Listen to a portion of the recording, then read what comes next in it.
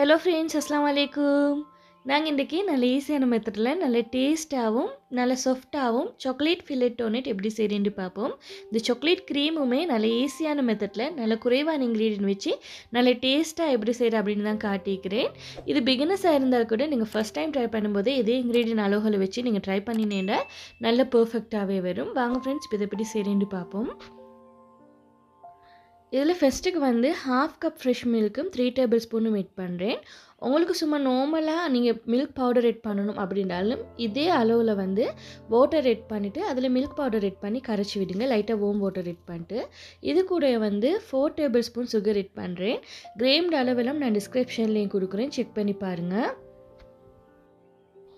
1/2 table spoon east எட் பண்ணுறேன். இது சரியாக 5 கிராம் இருக்கும். நீங்கள் மில்க்குக்கு பதிலாக மில்க் பவுடரும் எட் பண்ணாமல் சும்மா நார்மலாக வாட்டர் எட் பண்ணி செய்யவும் மேலும் அப்படி செஞ்சாலுமே நல்லா தானே இருக்கும். மில்க் டேஸ்ட் கொஞ்சம் குறைவாக இருக்கும். இப்போ இதை நல்லா கரைச்சி விட்டதுக்கப்புறமா 1 எக் எட் பண்ணிட்டு இதை நல்லா மிக்ஸ் பண்ணி விடுறேன்.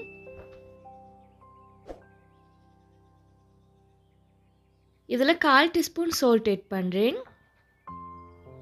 இந்த மாதிரி கொஞ்சம் நல்லா கரைச்சி விட்டதுக்கப்புறமா இதில் கோதுமை 2.5 கப் எட் பண்ணுறேன். இது சரியாக 300 கிராம் இருக்கும். நீங்கள் கப் மெஷர்மெண்ட்டை விட கிராம்டு அளவு நீங்கள் எட் பண்ணினீங்கன்னால் இன்னும் நல்ல பர்ஃபெக்டாக உங்களுக்கு செஞ்சிருக்கலும். சம்டைம் கப்டு மெஷர்மெண்ட் அளவும் வந்து நீங்கள் எட் பண்ணக்குள்ள கொஞ்சம் கூடுதலாக குறைவான மாதிரி ஆகிடும் இல்லையா? அதை விட நீங்கள் கிராமே எல்லா அளவுக்கும் எடுத்தீங்கன்னா உங்களுக்கு நல்ல ஈஸியாக இருக்கும். இந்த மாதிரி நல்லா மிக்ஸ் பண்ணி விட்டதுக்கப்புறமா பட்டர் எட் பண்ணுறேன். ரூம் டெம்பரேச்சர் இருக்கிற பட்டர் எடுத்து வச்சுக்கோங்க. இது சரியாக வந்து 3 டேபிள் ஸ்பூன் நான் பட்டர் எட் பண்ணுறேன். 30 கிராம் இருக்கும். இதையும் எட் பண்ணிவிட்டு நல்லா மிக்ஸ் பண்ணி விடணும். மிக்ஸ் பண்ணி விட்டதுக்கப்புறமா லாஸ்ட்டுக்கு வந்து இதை நல்லா நீட் பண்ணி எடுக்கணும்.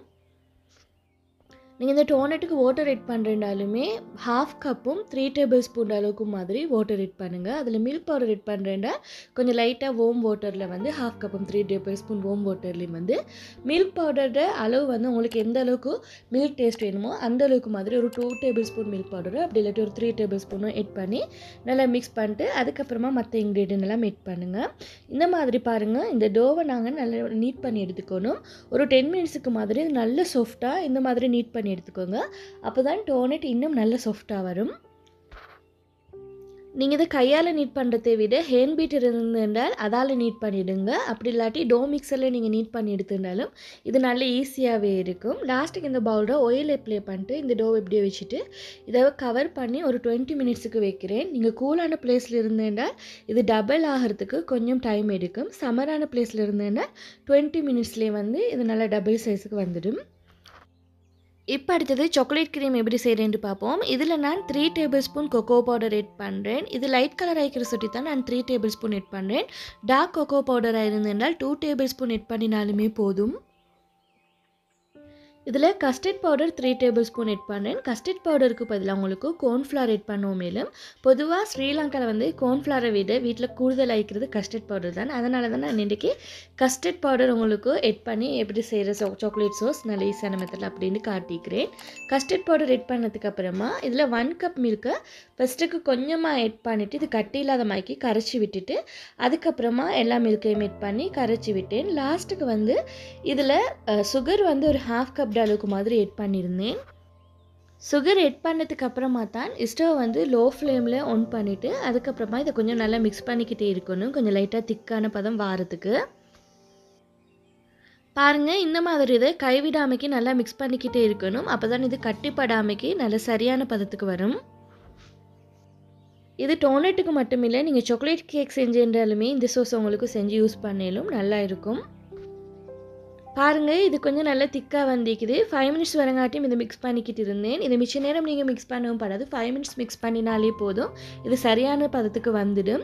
இந்த மாதிரி லைட்டாக ஊற்றுற பதத்துக்கு இருக்கணும். இது 5 மினிட்ஸ்லேயே வந்து சரியான பதத்துக்கு வந்துட்டுது. இதை அப்படியே வேறொரு பவுலுக்கு மாற்றிட்டு இதை அப்படியே ஃப்ரிட்ஜில் வைக்கிறேன் நல்லா கூல் ஆகிறதுக்கு. கூல் ஆனதுக்கப்புறமா இது இன்னும் கொஞ்சம் லைட்டாக திக்காகும்.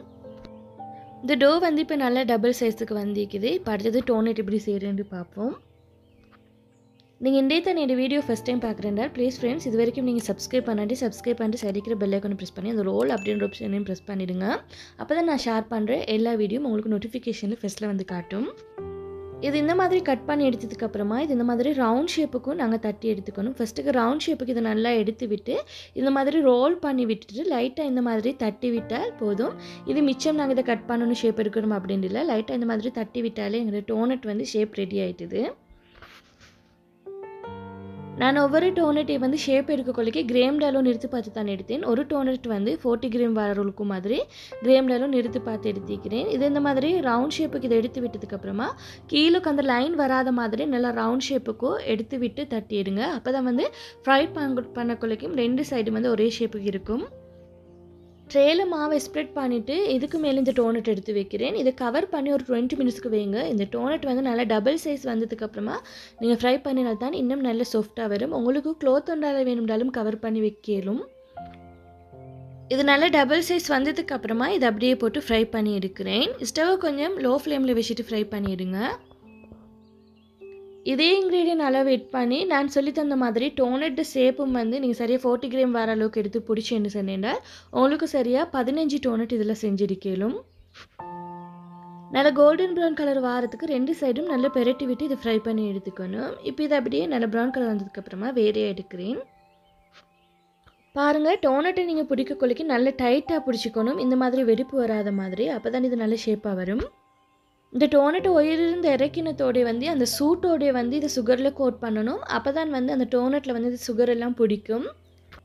நான் இதில் சும்மா நார்மலாக ஒயிட் சுகர் தான் எடுத்துக்கிறேன். ஒயிட் சுகர் வந்து சின்ன சுகராக இருந்ததுனால் உங்களுக்கு இதில் கோட் பண்ண கொள்ளைக்கு நல்லா அழகாக வரும்.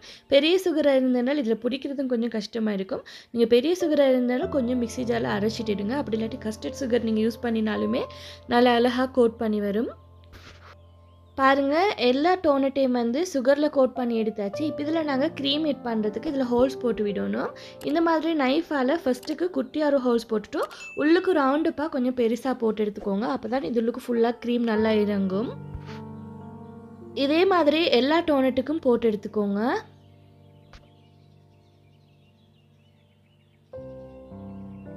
இப்போ அடுத்தது இதில் க்ரீம் எப்படி எட் பண்ணுறேன்னு பார்ப்போம். நான் ஏற்கனவே செஞ்சு வச்சுருந்த க்ரீம் ஃப்ரிட்ஜில் எடுத்து வச்சுருந்தேன். இது நல்ல கூலாக வந்துக்குது, கொஞ்சம் லைட்டாக திக்காக வந்துக்குது. இந்த மாதிரி நான் ஃபோக்கோண்டால் தான் இதை நல்லா மிக்ஸ் பண்ணி விட்டேன். உங்களுக்கு இது ஓவர் திக்காக இருந்ததுனால் ஹேண்ட் பீட்டரில் உங்களுக்கு பீட் பண்ணி எடுத்ததுனாலும் இது லூஸான பதத்துக்கு நல்ல க்ரீமியான பதத்துக்கு வரும். இது இந்த ஃபோக்கால் மிக்ஸ் பண்ணி விட்டாலும் ஓகே, அப்படி இல்லாட்டி விஸ்கொண்டு வச்சு நீங்கள் லைட்டாக பீட் பண்ணி விட்டாலுமே ஓகே. இந்த க்ரீம் எட் பண்ணுறதுக்கு இந்த மாதிரி சும்மா நார்மல் நொசல்ஸ் ஒன்று தான் நான் எடுத்துக்கிறேன். நான் ஏற்கனவே டோனட் நார்மலாக செய்கிற ரெசிபி ஒன்று போட்டிக்கிறேன். உங்களுக்கு அந்த ரெசிபி பார்த்து செய்யணும் அப்படின்னாலும் டிஸ்கிரிப்ஷனில் லிங்க்கை கொடுக்குறேன், கட்டாயம் செக் பண்ணி பாருங்கள். இது இன்க்ரீடியன்ட் அளவுகள் எல்லாமே டிஸ்கிரிப்ஷனில் கொடுத்திக்கிறேன், மறக்காமல் செக் பண்ணி பாருங்கள். இதுக்கு வந்து இந்த மாதிரி க்ரீம் எட் பண்ணி எடுக்கிறேன். இவ்வளோ தான் ஃப்ரெண்ட்ஸ் இந்த டோனட் ரெசிபி. நீங்களும் ட்ரை பண்ணி பாருங்கள். இது நல்ல சாஃப்டாகவே வரும், இது நல்ல டேஸ்ட்டாகவும் இருக்கும். இந்த ரெசிபி உங்களுக்கு பிடிச்சிருந்தேன்னா ப்ளீஸ் ஃப்ரெண்ட்ஸ் லைக் பண்ணுங்கள், ஷேர் பண்ணுங்கள், கமெண்ட் பண்ணுங்கள். மறக்காமல் சப்ஸ்கிரைப் பண்ணிட்டு சைடில் இருக்கிற பெல் ஐக்கானை ப்ரெஸ் பண்ணிவிடுங்க. தேங்க்ஸ் ஃபார் வாட்சிங்.